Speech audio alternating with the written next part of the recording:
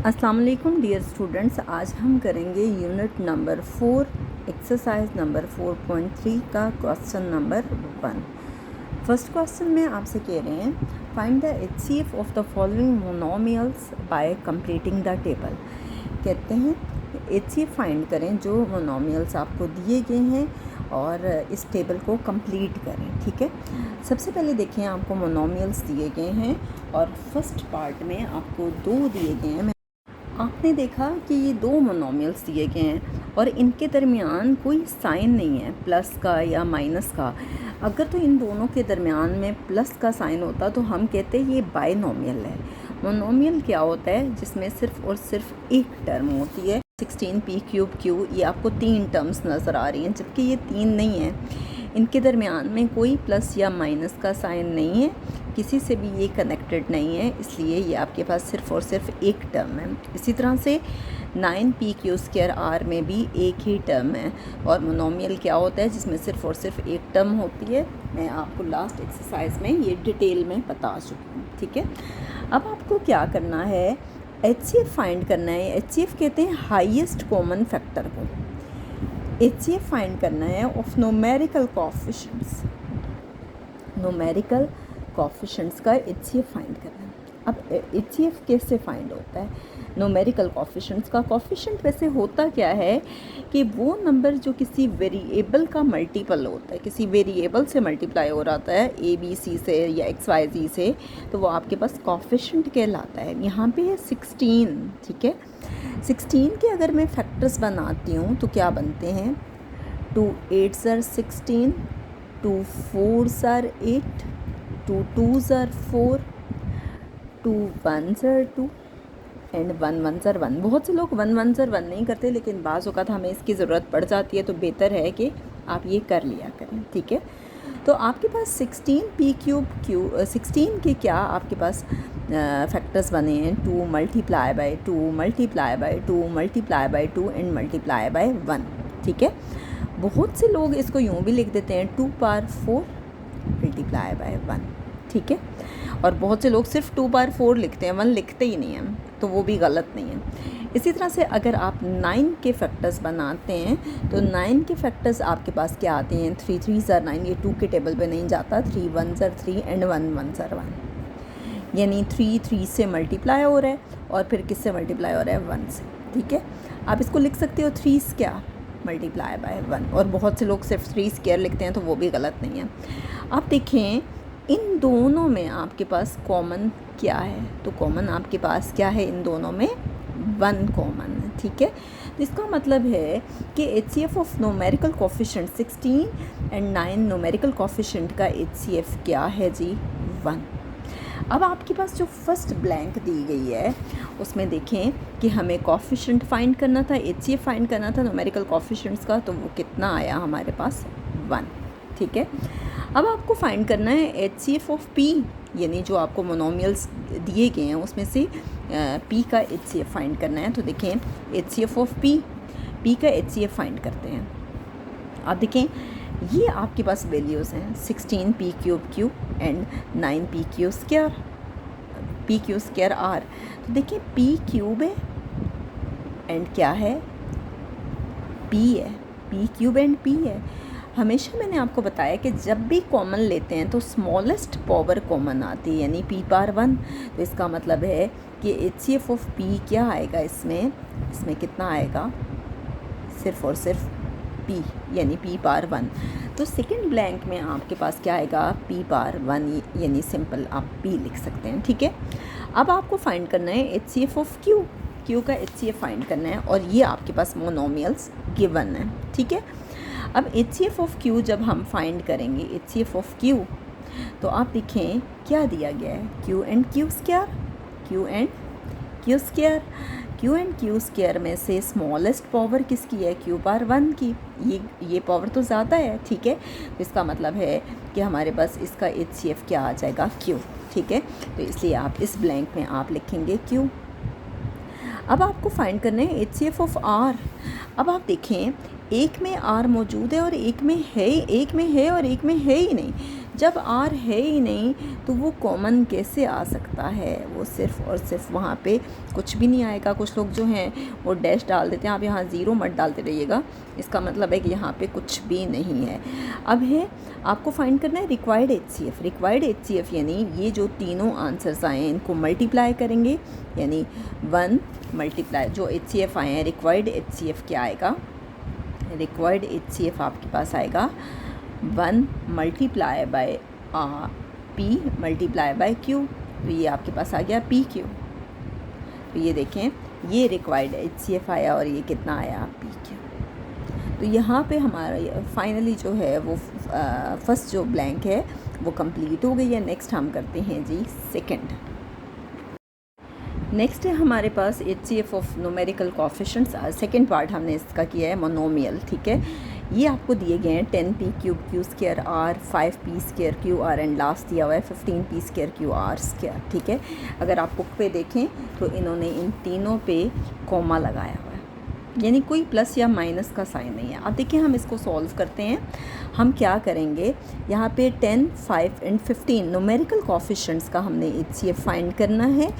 सबसे 15 का फाइंड करना है, 5 का, 10 का फाइंड करना है, सॉरी 5 का और 15 का। अब देखिए 10 के अगर हम फैक्टर्स बनाएं तो 2 5 ज़र 10, 5 1 ज़र 5। अब चाहें तो 1 1 ज़र 1 भी ले लें, ठीक है, वो भी गलत नहीं है अगर आप लेना चाहते हैं तो, ठीक है। 10 के फैक्टर्स आपके पास क्या बने? 2 5 एंड 1, ठीक है। 5 के फैक्टर्स देखें तो क्या आता है? 5 1 ज़र 5, 1 1 ज़र 1। 5 के क्या बनते हैं? 5 इंटू 1।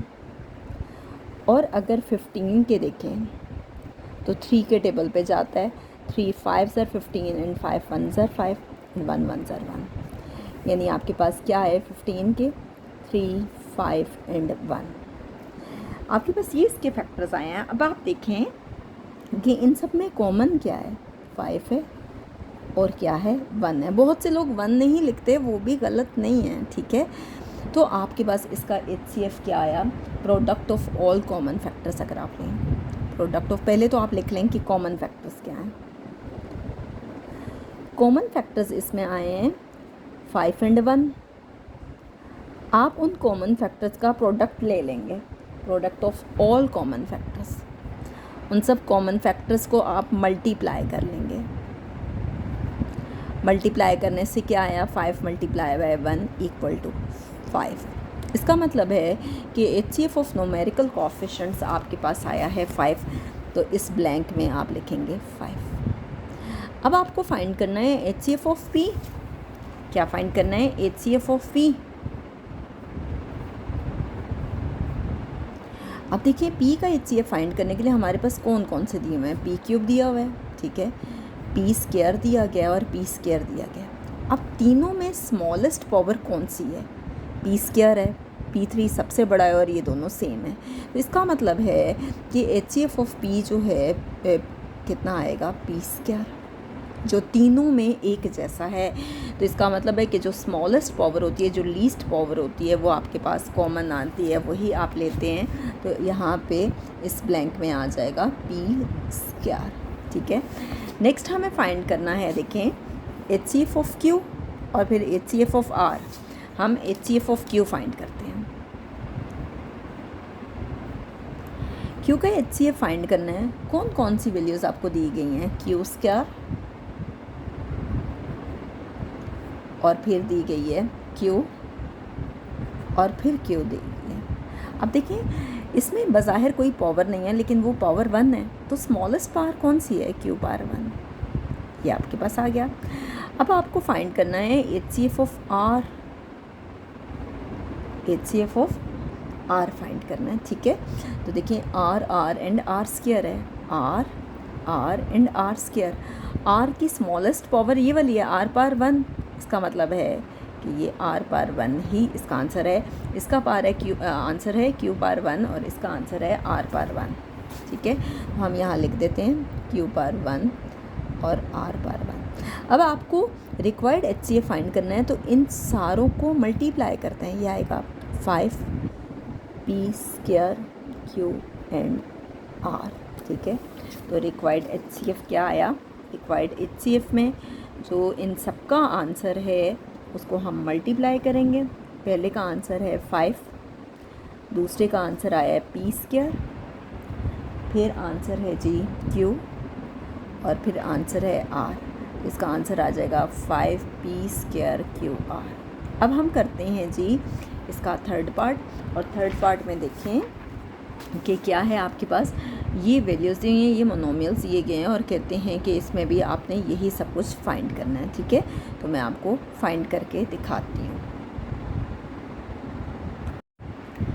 नेक्स्ट हम करेंगे इसका थर्ड पार्ट। थर्ड पार्ट में जो मोनोमियल्स दिए गए हैं वो 4 हैं, ये देखें 1 2 3 4 दिए हैं, और वो सब मैं आपके सामने लिख के दिखाती हूँ। देखें 14p4QR4, 28p3QR², 7p²QR² and 21p²Q² and R4। First blank में कह रहे हैं HCF of numerical coefficients find करने हैं आपको। तो मैंने क्या किया, 14, 28, 7 एंड 21 को लिख लिया, ठीक है। मैंने 14 के फैक्टर्स बनाए, 2 7 ज़र 14, 7 1 ज़र 7, 1 1 ज़र 1, क्या आ रहा है 2 मल्टीप्लाई बाय 7 मल्टीप्लाई बाय 1।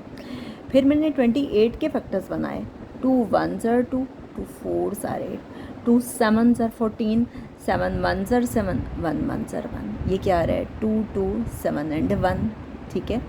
फिर मैंने क्या किया, 7 के फैक्टर्स बनाए, 7 1 ज़र 7, 1 1 ज़र 1, 7 इंटू 1 आया। फिर मैंने 21 के फैक्टर्स बनाए, 3 7 ज़र 21, 7 1 ज़र 7, 1 1 ज़र 1, ये आ गया 3 7 1।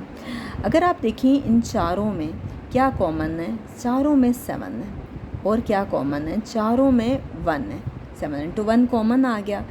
मैंने इनका प्रोडक्ट ले लिया तो 7 1 ज़र 7 आता है। तो इसका मतलब है कि HCF ऑफ न्यूमेरिकल कोफिशिएंट्स क्या आ रहा है 7, ठीक है। अब हम फाइंड करेंगे HCF ऑफ P का HCF फाइंड करेंगे। हम लिख लेते हैं कि P कौन कौन से दिए गए हैं। दिया गया है P4, P³, P² and P²। मैंने आपको पहले ही बताया कि जो स्मॉलेस्ट पावर होती है वो हमेशा कॉमन आती है। सबसे छोटी पावर P की पावर 2 है, इसका मतलब है कि इसका आंसर P² है। तो सेकंड वाले बॉक्स में आप लिखेंगे P²। अब हम Q को फाइंड करेंगे, HCF ऑफ Q। Q क्या क्या है, यहाँ पे Q है, Q है, Q है और Q² है, Q Q Q and Q²। तो स्मॉलेस्ट पावर अगर आप नोटिस करें तो स्मॉलेस्ट पावर कितनी है, Q की पावर 1, तो यहाँ पे Q आ जाएगा, Q पावर 1। बेशक 1 ना डालें, कोई फ़र्क नहीं पड़ता। नेक्स्ट हमें फाइंड करना है HCF ऑफ R। R का HCF फाइंड करना है। क्या दिया गया है, R4, क्या दिया गया है R², फिर दिया गया है R² और फिर दिया गया है R4। तो स्मॉलेस्ट पावर कितनी है, R²। इसका मतलब है कि कॉमन आपके पास E है, ठीक है। अब देखें फाइनली आपको फाइंड करना है रिक्वायर्ड HCF। ये जो आंसर है R², इसको भी उस बॉक्स में लिखते हैं HCF ऑफ R। अब आपको एंड पे क्या करना होता है, HCF रिक्वायर्ड HCF फाइंड करने के लिए इन सारों को मिला के लिखते हैं 7p² Q एंड R²। तो आपके सामने मैं करके दिखाती हूँ कि फर्स्ट आंसर आया 7, सेकंड आंसर आया P², थर्ड आंसर आया Q पावर 1 और लास्ट आंसर आया R²। तो इनको मल्टीप्लाई की फॉर्म में लिख के और आप इसका फाइनली HCF फाइंड करेंगे 7p² Q एंड R²। तो यहाँ पे फाइनली हमारा क्वेश्चन नंबर 1 का A पार्ट कंप्लीट हो गया है। इंशाल्लाह नेक्स्ट वीडियो में हम इसी क्वेश्चन का B पार्ट और रिमेनिंग पार्ट्स करने की कोशिश करेंगे।